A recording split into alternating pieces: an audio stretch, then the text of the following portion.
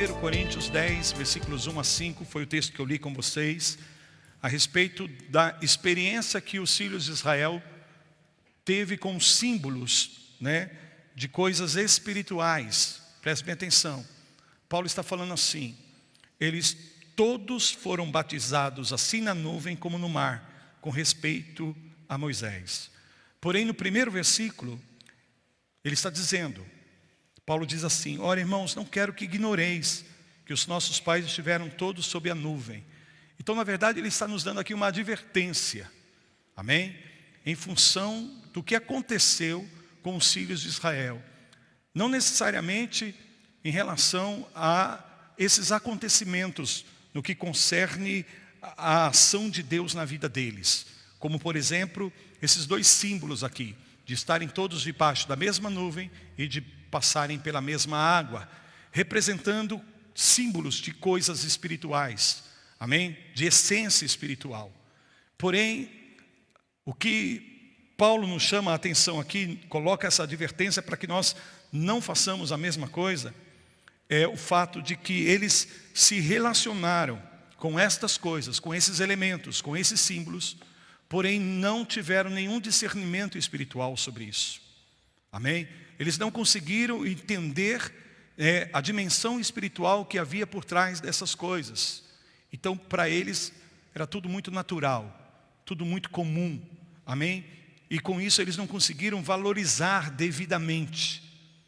Nós não podemos valorizar aquilo que nós não reconhecemos. Ouça-me, por favor. Se falta reconhecimento em alguma área, em algum assunto, em algum tema da nossa vida, nós não iremos conseguir celebrar aquilo. Amém? Se não podemos celebrar, não podemos, extrair todos os benefícios que há naquilo. Então é isso que Paulo está falando. Leia comigo o versículo 3. Todos eles comeram um só manjar espiritual. Amém? O pão que estava caindo do céu era algo natural, era algo físico. Era um pão que saciava de fato a fome natural deles. Amém? Porém, era um pão espiritual. E como é que pode uma coisa natural, física, ter uma essência espiritual? Por exemplo, é aquilo que nós estamos fazendo aqui reunidos nessa noite. É natural tudo que nós estamos fazendo aqui. É físico.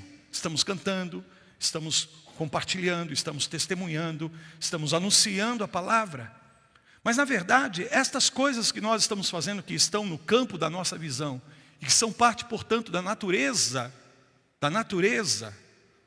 ou seja, algo que é natural, na verdade tem uma essência espiritual por trás daquilo que nós estamos fazendo aqui. Então uma pessoa pode vir à igreja, participar de um culto, amém? E se relacionar com todos os símbolos que são pertinentes a um culto, porém não ter acesso, não se relacionar à essência espiritual que está por trás dessas coisas. É possível que, se nós não discernirmos a fonte espiritual que está por trás dessas coisas, a nossa vida não é mudada, a nossa vida não é transformada. Porque se relacionar com as coisas naturais não tem o poder de transformar a nossa vida. Porém, por quê? Porque eu não estou falando de uma transformação externa, eu estou falando de uma transformação interna. E uma transformação interna só pode acontecer quando nós de fato temos uma experiência com a fonte espiritual.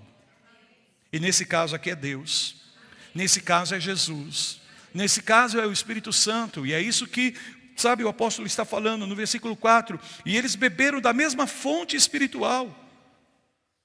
E ele está citando aqui o momento em que eles estavam com sede no deserto. E Deus pede para Moisés tocar numa rocha com seu cajado. E ele o faz, inclusive, ele bate na rocha e Deus o repreende porque não era para fazer isso. Porque na verdade aquela pedra natural era um símbolo de uma essência espiritual, de uma fonte espiritual. Então quando Moisés tocou naquela rocha e começou a brotar água, veja, do natural veio o sobrenatural.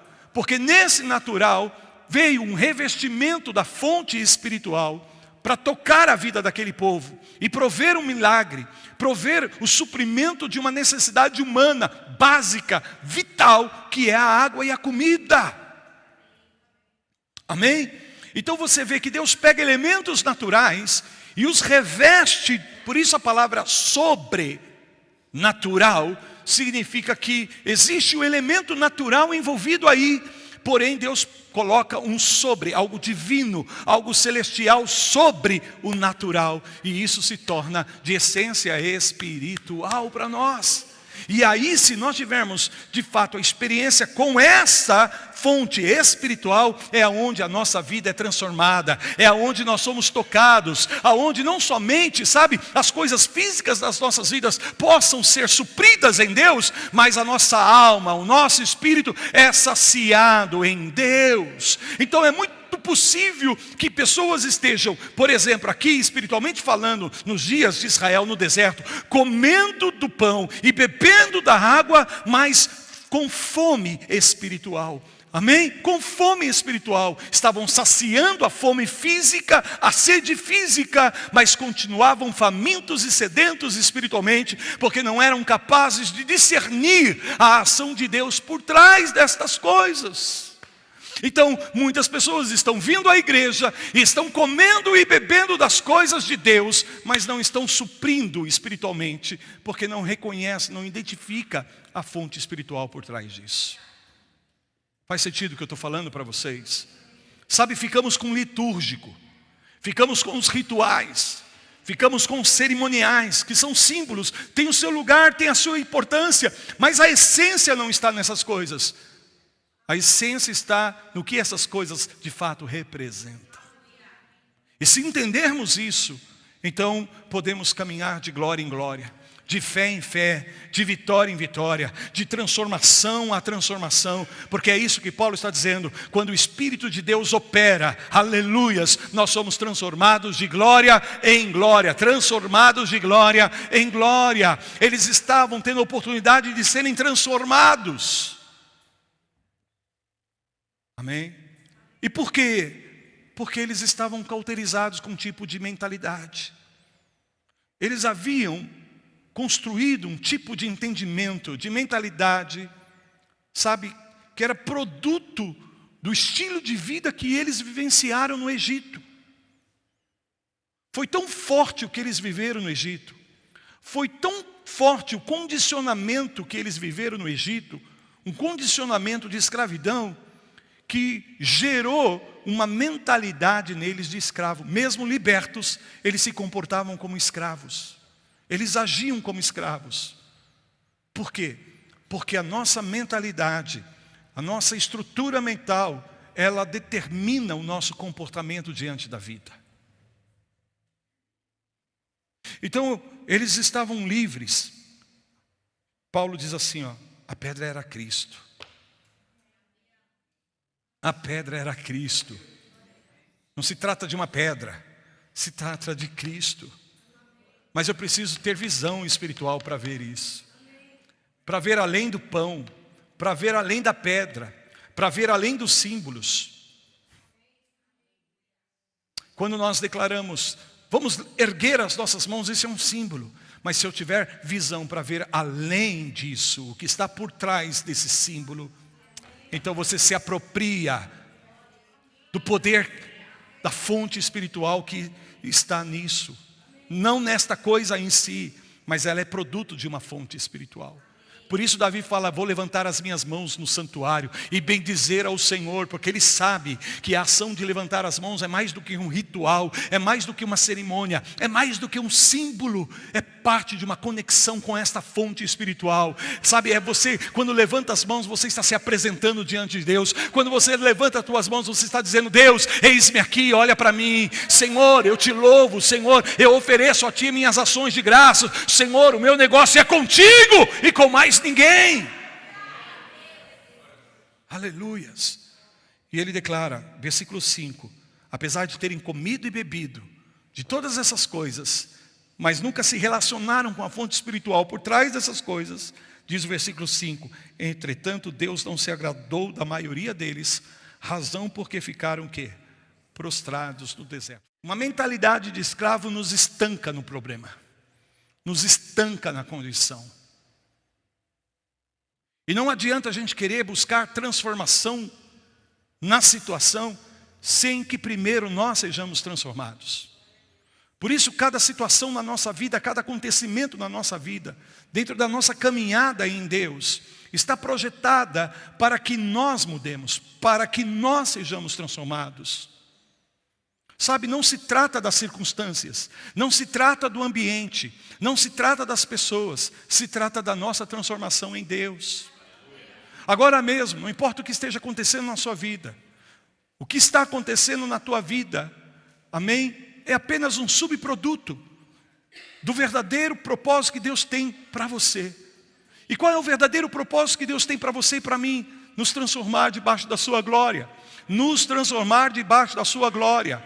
Então, se eu entendo que qualquer situação que esteja vivendo, sabe, na minha vida, é uma oportunidade para que eu seja transformado. Porque às vezes nossa projeção de transformação está na circunstância, nas pessoas, no ambiente, no externo. Quantas pessoas dizem isso? Ah, dá vontade de mudar, dá vontade de sumir, dá vontade de sair, dá vontade de... Deus está falando com algumas pessoas aqui que falaram isso ainda hoje. É ou não é verdade? A gente quer fugir da situação, a gente quer sumir das circunstâncias, mas querido, não é o ambiente, não é as circunstâncias, é você. Porque não importa se você estiver no Egito, ou no deserto, ou na terra que promete leite e mel para você, não adianta, se você não transformar a tua mentalidade, vai ser sempre a mesma coisa. Não adianta você sair de uma igreja e ir para outra. Não adianta você sair de um estado ou para outro. É claro que muitas vezes há propósito de Deus nessas coisas. Mas a verdadeira transformação não está nestas coisas. No máximo, essas coisas podem provocar, dar um start, sabe, nos motivar para a mudança, para a transformação. Mas toda mudança verdadeira, toda transformação, ela é intrínseca, ela é interna, nunca de fora para dentro, sempre de dentro para fora. E aí passa pela nossa mentalidade. Passa pela nossa mentalidade. Então o que Paulo está falando em essência aqui é, eles não tinham uma mente renovada, por isso eles não foram capazes ainda de se relacionarem com as coisas que Deus estava fazendo, não conseguiram se relacionar com Deus por trás dessas coisas. Sabe, não importa, irmãos, se eu tenho uma mentalidade de escassez, de pobreza, eu não estou falando de dinheiro, mas eu estou falando de recursos. Se eu tenho uma mentalidade de escassez, sabe o que significa? Sempre eu vou me sentir ameaçado, eu vou estar disputando, eu vou estar pelejando, porque tem pouco, então eu tenho que defender o que é meu, e se alguém tiver, então significa que o que essa pessoa tem está tirando daquilo que é meu. Mentalidade de escassez. Então não importa, por mais que você esteja num ambiente de abundância, se a tua mentalidade for de escassez, a este ambiente de abundância se tornará em ambiente de escassez, porque assim será. Entende? Porém não importa. Se você está na escassez, mas se você tem uma mentalidade de abundância no Senhor, pode ter certeza que esse ambiente de escassez será transformado e se tornará em um ambiente de abundância por causa da tua mentalidade em Deus. Por isso Paulo diz, não vos conformeis, mas transformai-vos. De que maneira? Pela renovação do vosso entendimento. Você tem que se transformar. E de que maneira? Renovando o meu entendimento, renovando a minha mente. Para que eu renove a minha mente, eu não posso me conformar. Eu não posso me moldar. É isso que Paulo está dizendo. Alguém deveria ter perguntado aqui, gente, tem que haver algo a mais nesse pão que está caindo dos céus. Sabe, mas eles estavam só querendo comer e saciar a fome deles. Era isso, resolver os seus problemas, resolver as suas necessidades. Mentalidade consumista. Venha a nós, venha a nós, venha a nós. Agora reino. Há pessoas que assistem diariamente às igrejas com uma mentalidade consumista. Eles estavam apenas ali para satisfazer as suas necessidades. Então eles queriam consumir todo o tempo, consumir água, consumir bebida, consumir, provisões, consumir tudo que Deus poderia dar a eles. Dá. E nunca estavam satisfeitos, nunca estavam saciados. Porque essas coisas, na verdade, nunca vão saciar o nosso espírito. É gostoso comer uma comida, quando você está com fome e a comida está boa, gostosa, traz uma sensação de prazer, mas esse prazer dura muito pouco. Essa sensação é muito curta. Faz sentido o que eu estou falando? Mas quando você caminha debaixo, aleluias, quando você está saciado espiritualmente falando, querido, você tem uma alegria permanente na sua vida. Você tem uma satisfação permanente na sua vida. Alguém deveria ter dito, gente, vocês não perceberam? Essa pedra está nos seguindo todo o tempo nesse deserto. Paulo está dizendo, a pedra era Cristo, mas eles nunca foram capazes de reconhecer isso. E há coisas que são Deus na tua vida, mas se nós não tivermos o discernimento espiritual atento, nós não perceberemos isso e não poderemos celebrar. E perdemos quando nós não celebramos. E não celebramos porque não somos capazes de reconhecer. Por isso Paulo diz, não ignoreis. Fala comigo, mentalidade consumista. O foco está sempre em se satisfazer. Então eles olhavam para o pão que caía do céu, e alguns deles tão consumistas que extrapolavam, que transgrediam a palavra, porque a palavra era essa: vocês irão todos os dias colher o maná que vem do céu. E não adianta você querer estocar, não adianta você querer guardar, porque amanhã vai estar podre e estará inadequado para o consumo. Então algumas pessoas ouviram isso, mas mesmo assim, não, vou pegar o maná, vou guardar em casa. Botaram lá no potezinho dentro da tenda, e quando chegaram no outro dia para comer o maná, tinha bicho. Tinha bicho, tinha vermes. Amém? Porque tinha que sair e buscar o maná fresco que caía dos céus todos os dias. Mas a mentalidade consumista faz isso. A gente retém, a gente segura, mas quando a gente tem uma mentalidade do reino, a mentalidade do reino é produtora. Vou dizer de novo, a mentalidade do reino é produtora, Nós estamos buscando sempre produzir, nós estamos sempre dispostos a dar, nós estamos sempre dispostos a agir com generosidade, porque a nossa mentalidade, a mentalidade do reino é uma mentalidade de abundância. E se eu der, mesmo que eu tenha pouco, se eu der do meu pouco, Deus é poderoso, Deus é fiel para multiplicar o meu pouco e me levar ao muito, e não ficar retendo, segurando, disputando. Eles tinham uma mentalidade consumista. Tinham olhos, mas não viam. Tinham ouvidos, mas não ouviam, porque o coração deles estava endurecido. E aí está a chave. Que tipo de coração você tem diante de Deus? Teu coração está endurecido. Teu coração está enrijecido. Porque a verdade é que esses irmãos nossos tiveram uma vida muito difícil. Foram oprimidos durante muitos anos. E é assim que muitas vezes as pessoas chegam no Evangelho. Chegam a Cristo com traumas, com decepções, com frustrações, machucadas, feridas, fragmentadas. A vida os fez em pedaços. Eu falava isso no devocional de hoje, que os paradigmas, eles formam, eles constroem a nossa mente, no sentido de gerar uma estrutura mental, uma disposição mental. E alguns tipos de paradigmas, aos paradigmas auditivos, coisas que nós ouvimos. Esses paradigmas vão gerando marcas em nossas vidas. E alguns paradigmas que nós, auditivos, coisas que nós ouvimos, às vezes dos nossos pais, das pessoas. Coisas que nós ouvimos a respeito da vida, vão gerando marcas em nós. Vão gerando impressões em nós. Alguém está me ouvindo? Há os paradigmas, visuais, coisas que nós vimos, é isso? sabe, que acabam gerando um padrão, uma referência, uma figura para nós. E existe ainda um terceiro paradigma, que esse é aquele que mais nos marca, que são os paradigmas vivenciais, coisas que nós vivemos, experimentamos. Porque uma coisa é você ouvir,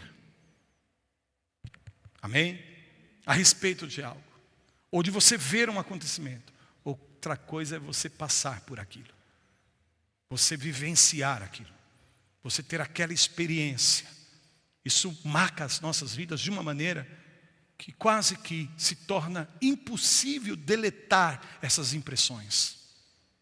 Essas marcas parecem, humanamente falando, indeléveis, indeletáveis. Não dá para remover. E era assim que estavam os filhos de Israel. É isso que Paulo está nos ensinando. Eles estavam tão marcados, eles estavam tão, cheios de impressões, que o padrão mental deles, o modelo mental deles era de escravidão. Então, mesmo diante, dos milagres de Deus, mesmo diante das grandes manifestações do Senhor, eles podiam até se alegrar por um momento, eles podiam até, agradecer, mas até que viesse o próximo desafio, até que a próxima dificuldade surgisse. Então eles estavam vivendo com uma mentalidade consumista. Amém? Então, se um dia Deus dá maná, chega uma hora que o maná já não satisfaz mais. Estamos enjoados de maná. Deus nos trouxe aqui para nos entupir de maná. Nós vamos morrer de comer maná. Antes eles estavam dizendo que iam morrer porque não tinham o que comer no deserto. Aí então Deus dá uma chuva de codornizes. Lembram disso? E eles comem carne até não aguentarem mais. Consumistas. Então eles eram capazes de louvar, de agradecer, até de celebrar. Mas era muito superficial. Porque quando se apresentava o próximo desafio, a próxima dificuldade, eles já murmuravam, eles já reclamavam. Mentalidade consumista. Mas Deus está renovando a nossa mente, por meio do seu Espírito e da sua palavra, para que nós de fato possamos desenvolver uma mentalidade produtora em nome de Jesus. É por isso, queridos, que Paulo escreve se você puder abrir aí comigo, em Filipenses capítulo 3, versículo 12 a 16, pegando esse contexto, desses paradigmas. Talvez isso tenha acontecido com você, talvez você tenha se decepcionado, se frustrado, talvez você tenha sofrido tantas coisas na sua vida, que geraram na tua mentalidade marcas, impressões, padrões, modelos. E às vezes até sem consciência, quase que instintivamente você responde de acordo com esses paradigmas que estão aí. E às vezes você nem sabe por que você reage de determinadas formas. Por que você sente o que você sente. Por que você pensa do jeito que você está pensando quando algumas coisas se apresentam na sua vida.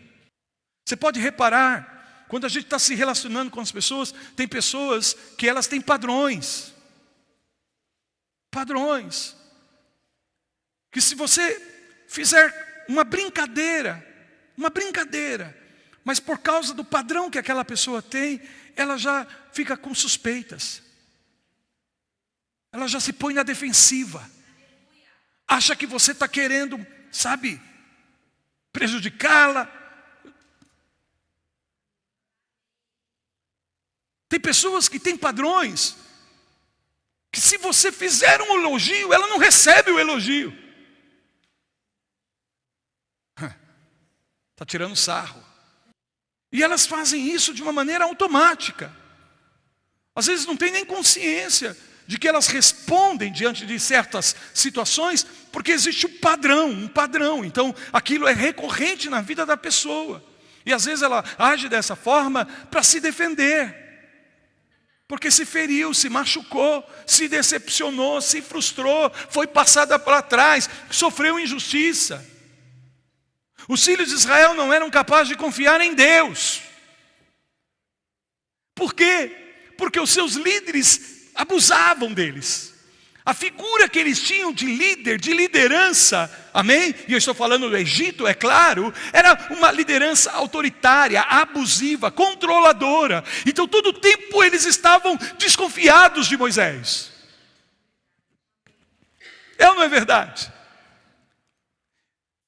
Se a pessoa, por exemplo, cresceu dentro de um lar abusivo, teve um pai abusivo, uma mãe abusiva, sabe, uma figura de autoridade, ela vai ter dificuldade. Se ela não passar por um processo de renovação da mente, ela vai ter uma dificuldade para se relacionar com figuras de autoridade. Isso não justifica. Principalmente, e sobretudo nós que somos cristãos. Porque não podemos mais estar presos, sabe, a esses paradigmas do nosso passado. Porque agora em Cristo nós temos a oportunidade de viver novidade de vida. Podemos desenvolver uma mentalidade do reino, uma mentalidade produtora, uma mentalidade segundo Cristo. Por isso é que Paulo escreve dizendo: vós tendes a mente de Cristo. E a mente de Cristo, quando se ativa na vida de um homem e de uma mulher de Deus, é capaz de quebrar, romper, destruir, anular, aniquilar todos esses paradigmas. Por isso que Paulo diz aqui, estão comigo? Filipenses capítulo 3, versículos 12 a 16. Não que eu tenha já recebido, ou tenha já obtido a perfeição, amém? Mas prossigo para conquistar aquilo para o que também fui conquistado por Cristo Jesus. Olha o versículo 13. Irmãos, quanto a mim não julgo havê-lo alcançado, eu também ainda não alcancei tudo. E eu tenho certeza que você também ainda não alcançou tudo. Você ainda não chegou a esse estado de perfeição. E perfeição aqui no sentido de plenitude, de estar livre, completamente liberto. Viver a vida que Deus sonhou para você, sem traumas, sem condicionamentos, sabe? Sem essas coisas, sabe, do teu passado que ainda insistem em controlar a tua vida, controlar as tuas ações, as tuas respostas. Então Paulo está dizendo: eu não cheguei lá ainda, mas uma coisa faço. Ele está falando de um processo contínuo e sistemático. Ele diz assim: irmãos, quanto a mim não julgo havê-lo alcançado. Estou lendo 13. Mas uma coisa faço, esquecendo-me das coisas que para trás ficam e avançando para as que diante de mim estão, prossigo para o alvo, aleluia, para o prêmio da soberana vocação de Deus em Cristo Jesus. Uma coisa eu faço,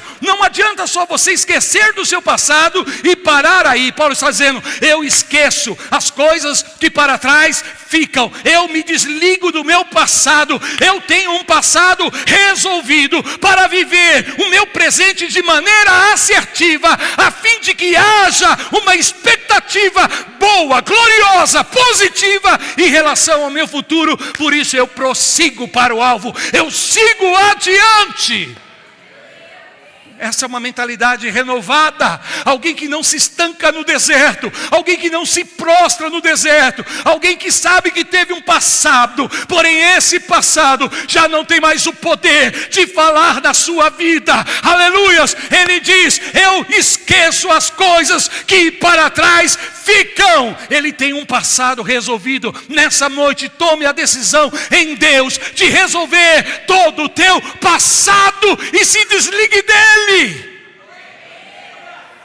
É claro, não tem como nós voltarmos atrás e mudarmos o nosso passado, mas dá para mudar a visão, a perspectiva das coisas que aconteceram. E é isso que Paulo diz: não importa, eu entendo que cheguei num ponto em que todas as coisas da minha vida, no meu passado, por mais difíceis, por mais traumáticas, eu não, aleluia, eu estou livre desse meu passado, eu estou livre desse meu passado, e Deus foi lá no meu passado, porque Ele tem esse poder, porque Ele é o mesmo ontem, hoje e será eternamente. Deus opera no nosso passado, no nosso presente, no nosso futuro. Eu e você não temos uma máquina do tempo para retrocedermos lá atrás e corrigirmos algumas coisas, mas Deus é poderoso para entrar agora mesmo no teu passado e redimi-lo, comprá-lo de volta para o seu propósito, diante daquilo que Ele tem estabelecido para você lá na frente, em nome de Jesus. Você jamais será assertivo na tua vida se você estiver preso ao seu passado. Se você não tiver um passado, sabe, resolvido. Reconcilia com o teu passado, querido. Não importa o que tenha acontecido, perdas, decepções, erros, sabe? Sim, essa é a história de todos nós. Porém, agora nós estamos livres para que estas marcas sejam deletadas pelo poder do Espírito Santo, através do sangue do Cordeiro, que foi derramado lá na cruz. E agora levantarmos as nossas mãos diante de Deus, dizendo: eu tenho um futuro de bênção, eu tenho um futuro de glória, eu tenho um futuro de esperança. Porque a nossa vida não acontece no passado e nem no futuro. Futuro é uma possibilidade, passado já foi. Já foi. E o futuro, meus irmãos, a Deus pertence. E se a Deus pertence, o meu futuro será melhor do que o meu passado. Se o meu futuro a Deus pertence, o meu futuro será melhor do que o meu passado. Mas eu te digo, o meu e o seu futuro só será melhor se nós vivermos hoje de uma maneira assertiva. Amém? Não deixar, sabe, que as coisas que aconteceram lá atrás, nem aquelas que aconteceram no dia de ontem, na semana passada, que ainda está fresquinho na sua vida. Você sabe, queridos, que o nosso cérebro, ele não vive no passado e nem no futuro. O nosso cérebro, ele está no presente. Ele não sabe distinguir o que é passado, o que é presente e o que é futuro. Como que nós nos relacionamos com o passado? Por meio do quê? Você tem uma máquina do tempo na tua casa? Uma cabine, uma cápsula? Daqueles filmes de ficção científica que você entra e você é levado lá para trás. Não. Você acessa o teu passado por meio da sua memória.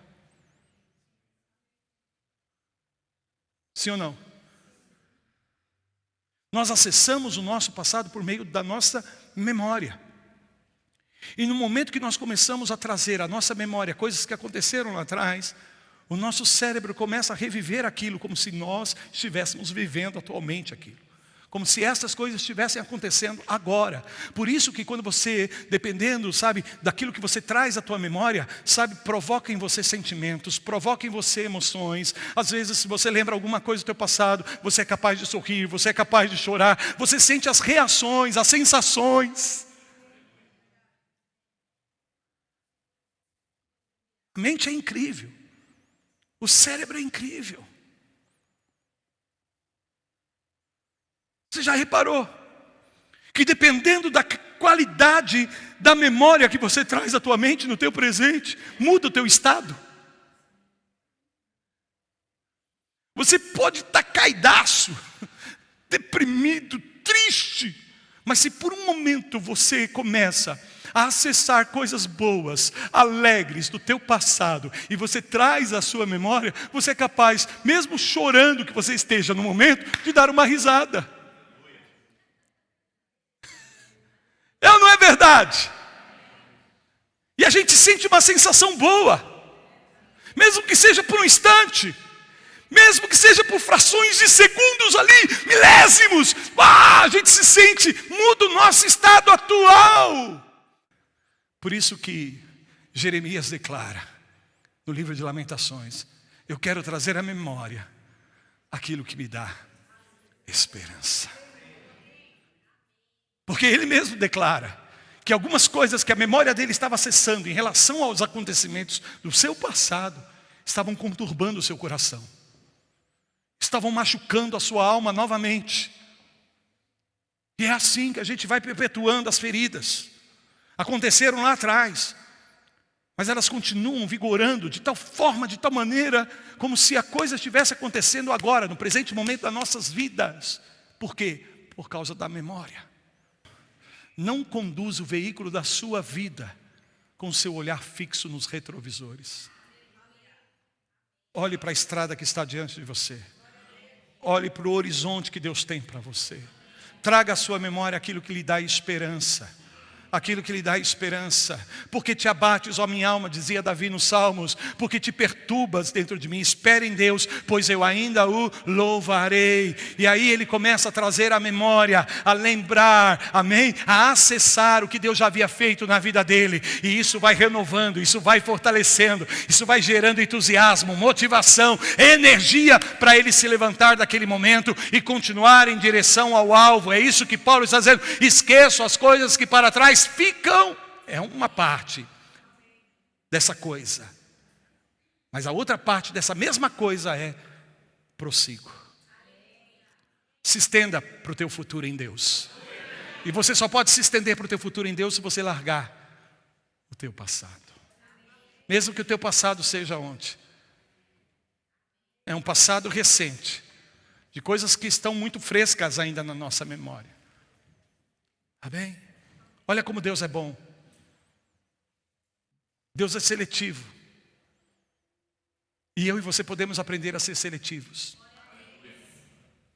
Sim, é possível que alguns pensamentos, algumas memórias venham nos assaltar durante o dia da nossa vida, em algum momento. Porém nós podemos controlar, nós podemos ser seletivos e não dar lugar para aquele tipo de memória. Para isso nós temos que estar mais conscientes, para isso nós temos que estar mais despertos. Amém? Isso chama-se domínio da consciência. Você está consciente o tempo todo. Na modernidade existe hoje algo que está em voga aí, que está bombando, a inteligência emocional. Já ouviu falar sobre inteligência emocional? O que é inteligência emocional? Está na Bíblia. Não com esse nome. Amém? Mas é você estar vivendo. Eles não estavam conscientes, é isso que Paulo está dizendo. Eles não tinham domínio da consciência. Então eles vão, se você não tem o domínio da consciência, você será uma pessoa reativa. E não é bom viver de uma maneira reativa. Porque aí, se eu e você somos reativos, significa que nós não estamos no controle de nós mesmos. Mas as coisas e pessoas é que estão no controle das nossas vidas. Faz sentido o que eu estou te dizendo? Fala assim comigo, nós não controlamos todas as coisas, mas nós podemos controlar a nós mesmos.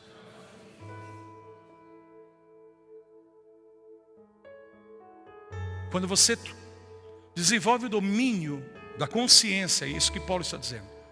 E o domínio da consciência é acertar o seu passado, resolver o seu passado, ter um passado decidido em Deus. Você pensa que muitas acusações vinham sobre a mente de Paulo? Lembram da história de Paulo antes de Cristo? Ele foi aquele que autorizou a prisão de muitos cristãos. Ele assinou sentença de morte para muitos discípulos de Cristo. E você não acha que isso pesava sobre a vida dele? Por isso que ele dizia, eu, nasci em Cristo como um abortivo. Ele sabe que ele não era digno em função da sua história, do seu histórico, do seu currículo. Porque se de um lado ele era considerado pela tradição judaica e religiosa daqueles dias um cara nobre, de valor, zeloso, no que concerne ao cristianismo, a Cristo, ele era inimigo da cruz. E ele sabia disso, que por um tempo ele viveu como inimigo da cruz de Cristo. A mesma cruz que foi a sua cura, a sua libertação, a sua salvação. Quantos de nós éramos inimigos da cruz? E hoje nós estamos reconciliados com a cruz. A cruz aconteceu há mais de 2000 anos atrás. Mas nós podemos acessá-la hoje no nosso presente. Podemos vir à cruz aqui nessa noite, para que nesse mesmíssimo momento as coisas velhas se passem e tudo novo seja feito em mim e você. Paulo diz, não ignoreis isso, irmãos. Não desprezem isso. Não façam vistas grossas. Não vivam de uma maneira inconsciente como os filhos de Israel. Vamos resolver o nosso passado em Deus aqui. Vamos vir a esta cruz poderosa que está diante de nós. É por isso que Jesus falou, se alguém quiser me seguir, tome a sua cruz. Sabe, irmãos, a cruz não é a opressão, a cruz não é o peso, a cruz não é, sabe, a vingança de Deus na nossa vida, a punição. Não, não, não. A cruz é a solução, é a provisão de Deus para nossas vidas. A cruz é a renúncia, é o dizer não, é o não se conformar e dizer, Senhor, me ajuda a renovar a minha mente, pois eu quero ser um homem, uma mulher, um jovem, uma moça transformada, e para isso eu prossigo para o alvo, a fim de conquistar aquilo para o qual eu fui conquistado.